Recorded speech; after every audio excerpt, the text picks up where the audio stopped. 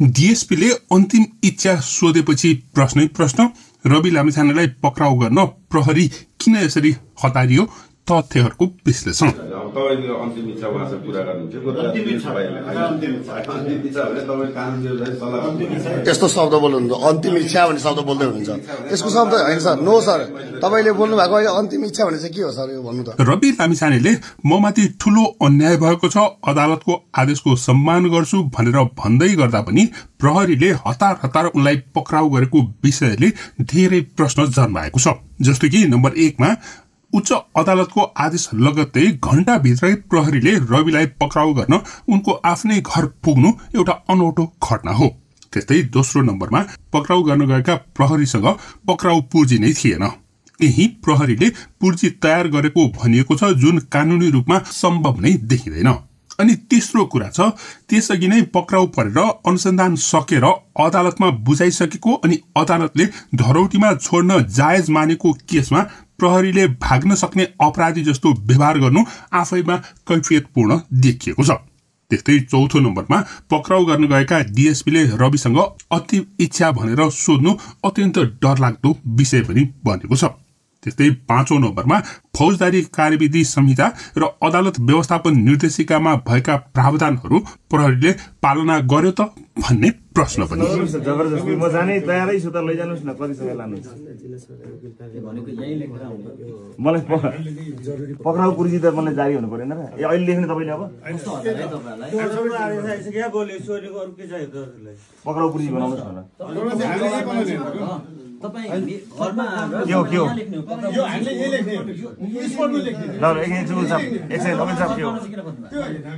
एकछिन पक्न ए भाइ ठिक छ त मलाई दिनुस् न त, ल्याउनुस् कि ल्याउनुस्, मैले सही गर्नु पर्यो नि, मलाई दिनुस् न पक्राउ पूर्जी। कस्तो अचम्म यार, एउटा पक्राउ दिनुस् न पक्राउ पूर्जी, लेख्नुस् दिनुस् न भइगयो त ल दिनुस्। हुन्छ नि हजुर, हामी वकिल साहब भोलि कानुनको विपरीत गरेपछि तपाईँ ठोक्नु होला नि त, हाम्रो मुद्दा हाल्नु यस्तो भन्ने हुन्न नि, म त गइसक्छु नि। भोलि ठोक्नुस् त पहिला तपाईँ थुन्ने अनि पत्र दिने मलाई सुन्नुहोस् न, मलाई थुन्ने अनि हामी सम्मान गर्छौँ। उच्च अदालतले रवि लामिछानेलाई जिल्ला अदालतले धरौटीमा रिहा गर्न दिएको आदेशलाई बदर गरे लगत्तै राष्ट्रिय स्वतन्त्र पार्टीका सभापति रवि लामिछानेलाई प्रहरीले पक्राउ गरेर जिल्ला प्रहरी परिसर काठमाडौँको हिरासतमा लगेको थियो। पक्राउ लगत्तै भैरहवा लैजान सम्भव नभएपछि उनलाई काठमाडौँमै थुनामा राखिएको थियो भने शनिबार उनलाई हवाईजहाज मार्फत भैरहवा लगिएको छ। त्यसअघि रवि लामिछानेले आफैले प्रहरी समक्ष गिरफ्तारी दिनको लागि तयार रहेको भनेर जानकारी सार्वजनिक गर्दै गर्दा पनि आफूलाई राति घरमा आएर पक्राउ गरिएकोमा लामिछानेले आफूमाथि राज्य आतंक भएको बताएका छन्।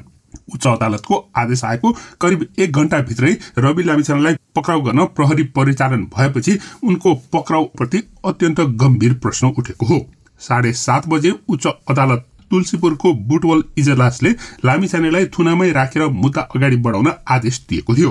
त्यसको 1.5 घण्टा पनि नबित्दै करिब 9 बजे उनको घरमा प्रहरी पुगिसकेको थियो। तर प्रहरी पनि कुनै कागज पत्र बिना नै त्यहाँ पक्राउ गर्न पुगेपछि त्यहाँ केही क्षण विवाद पनि भएको थियो। प्रहरीसँग सुरुमा रविका सहयोगीहरूले पक्राउ पूर्जी वा अन्य कुनै त्यस्तै कागजात मागेका थिए, तर प्रहरीले आफूसँग त्यस्तो कुनै कागजात ल्याएको थिएन। रवि लामिछानेको बेडरुममा नै पुगेको प्रहरीले त्यही बसेर तत्कालै पक्राउ पूर्जी तयार गरेका थिए। यसरी प्रहरीले पक्राउ पूर्जी दिएर रवि लामिछानेलाई नियन्त्रणमा लिएको थियो। उनलाई पक्राउ गर्नका लागि काठमाडौँ उपत्यका अपराध अनुसन्धान कार्यालयका एसएसपी रमेश बस्नेत, एसपी मनोहर भट्ट, डीएसपी दीपक खड्का लगायतको टोली रविको बुढानीकण्ठ स्थित निवासमा पुगेका थिए। पक्राउको क्रममा डीएसपी खड्गाले अन्तिम इच्छा पूरा गर्न दिने भनेर बताएपछि अर्को विवाद भएको थियो। यसरी मृत्युदण्ड दिने बेला सोधिने जस्तो प्रहरीले अन्तिम इच्छा भनेर सोधेपछि विभिन्न आशंका गरिएको थियो। कतै प्रहरीले पक्राउ गरेर इन्काउन्टर पो गर्न खोजेको हो भनेर रविका सहयोगीहरूले उनीमाथि प्रश्न पनि गरेका थिए। अदालतले दिएको आदेशलाई अन्तिम इच्छा भन्यो सर। डीएसपीले एउटा पक्राउ गर्न आएको व्यक्तिलाई अन्तिम इच्छा भन्दै हुन्छ उहाँले। आजलाई चाहिँ तपाईहरुले चाहिँ एकचोटि कानुन व्यवसाय सल्लाह गरेर जान्छु भनेर भने अनि अन्तिम इच्छाको अर्थ के हो? देशब हजुरको नाम के हो रे? हजुरको नाम? अनि नाम त भन्न मिल्दैन सर देशब। नाम मात्रै हैन, तपाईको आइडी पनि हेर्ने अधिकार हुन्छ हाम्रो। जसकै नाम होइन तपाईँको आइडी हेर्ने नै अधिकार हो। अन्तिम इच्छा पढ्न सर, अन्तिम इच्छाको अर्थ के हो?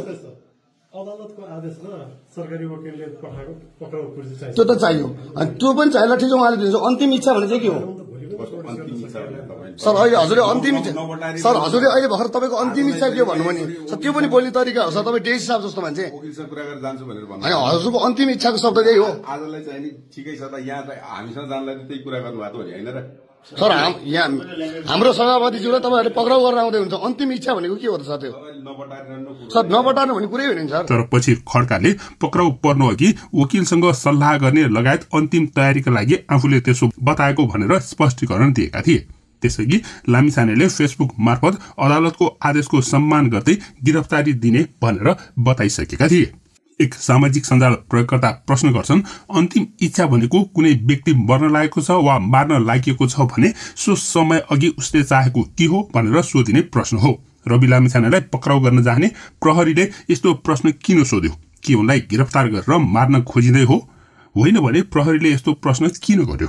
त्यस्तै पत्रकार शिव दाहाल प्रश्न गर्छन्, अन्तिम इच्छा यो कारागार चलान अघि सबैलाई सोधिने प्रश्न हो कि फिल्ममा झैं मृत्युदण्ड अगाडि हो? सामाजिक सञ्जालमा त यही शब्दमा फिल्म, उपन्यास, सिरिज मात्रै होइन 2 शब्दे राजनीति नै देखियो भनेर प्रश्न गरेका छन्। त्यस्तै अर्का सामाजिक सञ्जाल प्रयोगकर्ताले रवि लामिछानेको बेडरुममा लेखिएको भनिएको पक्राउ पूर्जीको वैधानिकतामाथि प्रश्न गर्छन्। प्रहरीले तुरन्त पक्राउ पूर्जी लेखेर पक्राउ गरे रे, तर नेपालको फौजदारी कार्यविधि संहिता ऐन 2074 को धारा 58 को उपधारा 2 मा अदालतद्वारा जारी पक्राउ पूर्जी वा अदालतको छाप र सम्बन्धित अधिकारीको हस्ताक्षर हुनुपर्ने भनेको छ। अनि मध्यरातमा रवि लामिछानेको बेडरुममा प्रहरीले कुन अदालतको छाप प्रयोग गरे रे भनेर प्रश्न गरिएको छ। अनि अनलाइन खबरले रवि पक्राउ गर्न जिल्ला अदालतको पक्राउ पूर्जी थमाउनु पर्ने भन्ने बारेमा यसका 3 थरी विकल्प लेखेको छ, जुन विकल्प अहिलेको पक्राउमा कुनै पनि पर्दैनन्। पहिलो, थुनामा पठाउने आदेश भएपछि सम्बन्धित व्यक्ति आफै अदालतमा आएर आत्मसमर्पण गर्ने र थुनामा जाने। दोस्रो, फौजदारी मुद्दा खेपेका आरोपितहरू सम्बन्धित अदालतमा नियमित रूपमा तारिख लिनुपर्छ। रवि लामिछाने तारिख लिन जिल्ला अदालत गएको अवस्थामा अदालतका कर्मचारीहरूले प्रहरीलाई खबर गरेर उनलाई थुनामा पठाउन सक्छन्। तेस्रो विकल्प, अदालतको आदेश बमोजिम प्रहरी परिचालन गरेर आरोपितलाई पक्राउ गर्नु हो। सामान्यतया अदालतको आदेशमा थुनामुक्त भएका आरोपितहरूलाई पक्राउ गर्न अदालत प्रशासन प्रोएक्टिभ हुँदैन। अपवादयुक्त अवस्थामा मात्रै जिल्ला अदालतमा पुगेको आदेश अनुसार व्यक्तिलाई पक्राउ गरिन्छ। उच्च अदालत बुटवलका सूचना अधिकारी रामबहादुर कुँवरले शुक्रबार राति भइसकेकोले आदेशको विवरण आफूले प्राप्त नगरेको पनि बताएको सो समाचारमा उल्लेख गरिएको छ। त्यो आदेश सम्बन्धित जिल्ला अदालतमा जान्छ, त्यसपछि मात्रै आरोपीलाई औपचारिक रूपमा जानकारी हुने हो भनेर। यसबारेमा विमार्जुन आचार्यले प्रक्रिया बताएका छन्। ड्यू प्रोसेस, उच्चको आदेश जिल्ला अदालतमा जान्छ, जिल्लाले कार्यान्वयनको लागि सम्बन्धित निकायलाई लेखी पठाउँछ, लेखी पठाएको आदेश लिएर प्रहरीले दिउँसोको समयमा व्यक्तिलाई कानूनको नियन्त्रणमा लिन्छ वा व्यक्ति आफैले सरेन्डर गर्छ। धेरैले सोधा हुनाले मात्रै मैले यो दुःख गरेको भनेर उनले प्रक्रिया लेखेका छन्।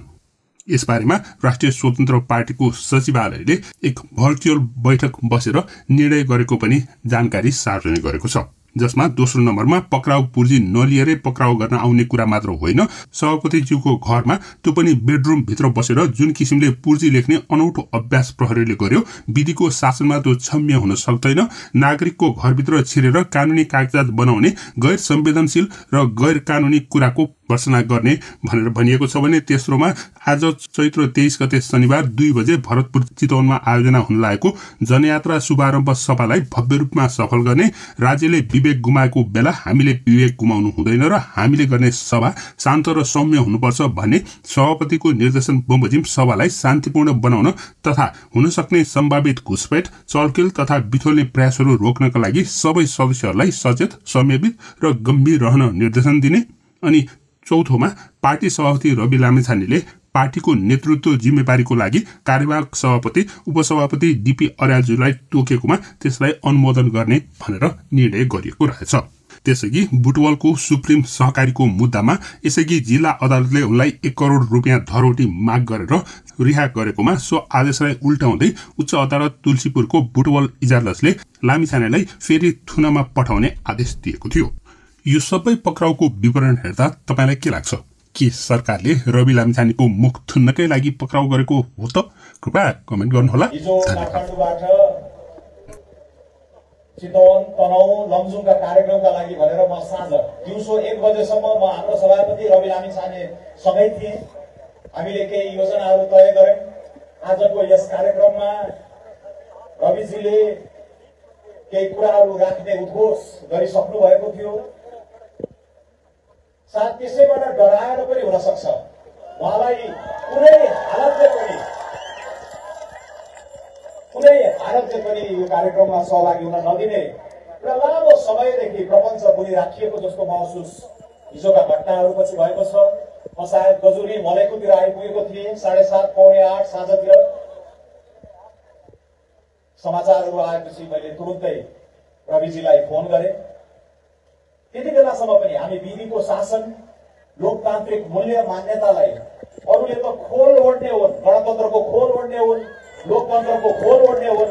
हामीले चाहिँ यही व्यवस्थालाई थप सुदृढ, थप उन्नत बनाउनु पर्छ भनेर मन, वचन, कर्मले काम गरिरहेका छौं। जलेश्वरमा हामीले लेखेको प्रस्तावना, पार्टीभित्र हामीले गरिरहेका व्यवहारहरू, आचरणहरू, राष्ट्रिय बेलामा पारित गरेका दस्तावेजहरू, यो जनयात्राका माध्यमबाट जनतासँग जोडिने एउटा उन्नत लोकतान्त्रिक विधिका रूपमा अगाडि बढ्दै गर्दा हामीले सोच्यौं के लेखेका छ, फौजदारी कानूनमा के छ, नेपालको संवैधानिक अभ्यास के छ भनेर छोटो कुराकानी गर्दाखेरि रविजीले भन्नुभयो अब सर्वोच्चमा म जाने नै छु, कानूनको पाकिरहेको ढोकामा ढकट्याउने नै छु।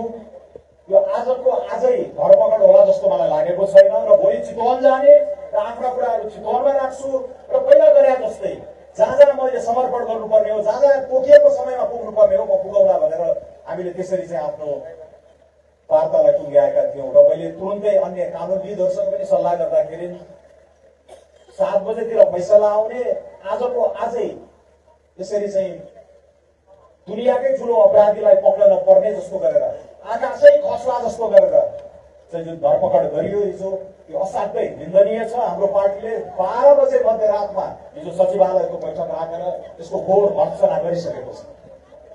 र आज बिहान म लमजुङ जाँदै गर्दा पनि रविजीसँग मेरो कुरा भएको थियो र उहाँले भन्नुभयो हेर्नुहोस् न सोरेनजी, हिजो के बित्यो होला भनेर मलाई यहाँ लिएर आए। यहाँ चाहिँ दाल भात खुवाएर राखेका छन्, आज पनि बिदा, भोलि पनि बिदा। भनेपछि यो चितवनमा बोल्न नदिनको लागि नै सारा कानुनी राजको धज्जी उडाइएको भन्ने कुरा चाहिँ अब प्रमाणित भएको छ। मैले त्यो फैसला के रहेछ भनेर पनि हेरेँ हिजो। 2 जना न्यायाधीशहरूले लेख्नु भएको 7-8 पानाको छ। त्यहाँ क्यानाडाका उदाहरणहरू दिएका छन्, त्यहाँ हिन्दुस्तानका उदाहरणहरू दिएका छन्। बाप रे बाप, कस्ता कस्ता ट्यालेन्टेड न्यायमूर्तिहरू आएछ नेपालमा भनेर एकछिन डोमे पनि मैले। तर त्यो बहस सकिएको 2 घण्टाभित्र लेख्न सकिने फैसला थिएन। यो ताना बाना पहिल्यै बुनिएको रहेछ भन्ने थप प्रमाण त्यो पनि हो जस्तो मलाई लागेको छ।